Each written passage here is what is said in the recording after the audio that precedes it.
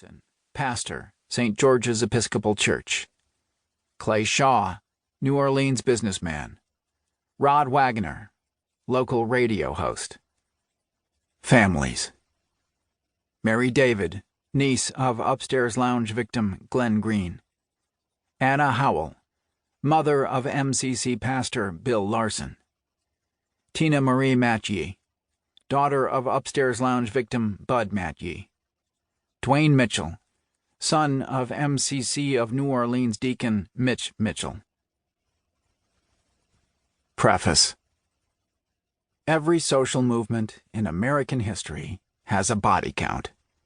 From Wounded Knee, a massacre of the Lakota by U.S. cavalry in 1890, to Emmett Till, a black teenager lynched in 1955 for supposedly whistling at a white woman, to the Triangle Shirtwaist Fire, an industrial disaster in 1911 that killed more than 100 people and exposed the slavish conditions of Gilded Age labor.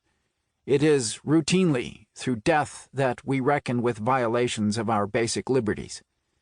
The full impact of these reckonings, for Native Americans, for the civil rights movement, for organized labor, often takes years or even decades. On June 12, 2016, an American-born citizen named Omar Mateen stepped into a gay nightclub in Orlando, Florida, called Pulse. He entered the crowded room strapped with body armor, bulk ammunition, and a semi-automatic firearm. At 29 years old, Mateen had already been investigated by the FBI, and some at Pulse thought they'd seen his face beforehand. He was a rejected prison guard candidate, a one-time divorcee, and a devout Muslim who had performed the rites of Hajj and seen Mecca.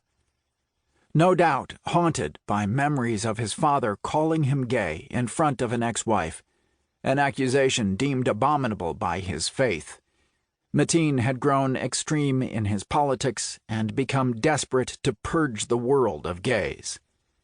After assembling a small arsenal through legal means, he acted on those beliefs.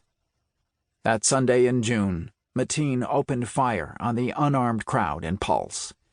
He took the lives of his fellow Americans to punish their presence in a gay-friendly establishment, all during National Gay Pride Week. He played executioner for hours, hunting men and women indiscriminately and taunting authorities by pledging allegiance to ISIS, until 8 bullets from the Orlando Police Department took him down. His was an almost unimaginable field of slaughter, claiming 49 lives and injuring 53 others in what constituted one of the deadliest mass shootings of citizens and the largest mass killing of gay people in United States history. His attack seemed to defy the modern acceptance of homosexuality into mainstream society, a process that had permitted the once persecuted the right to live openly.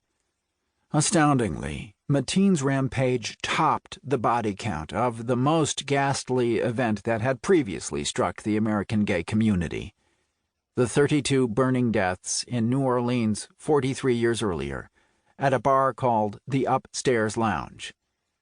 Disparities in the reaction to these two tragedies, the Upstairs Lounge fire and Pulse, became apparent within minutes of the Florida attack. Orlando Mayor Buddy Dyer rushed to the scene with emergency workers and comforted survivors. Florida Governor Rick Scott, a staunch Republican, offered condolences to families.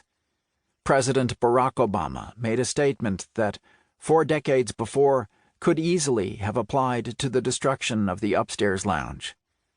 For so many people here who are lesbian, gay, bisexual, and transgender, the Pulse nightclub has always been a safe haven, a place to sing and dance, and most importantly, to be who you truly are. Sunday morning, that sanctuary was violated in the worst way imaginable. Flags flew at half-staff over federal buildings. None of this happened for the bar fire victims of 1973. Yet, stories of that incinerated building in New Orleans and faded pictures of a charred body dangling out a street window inundated media outlets in 2016.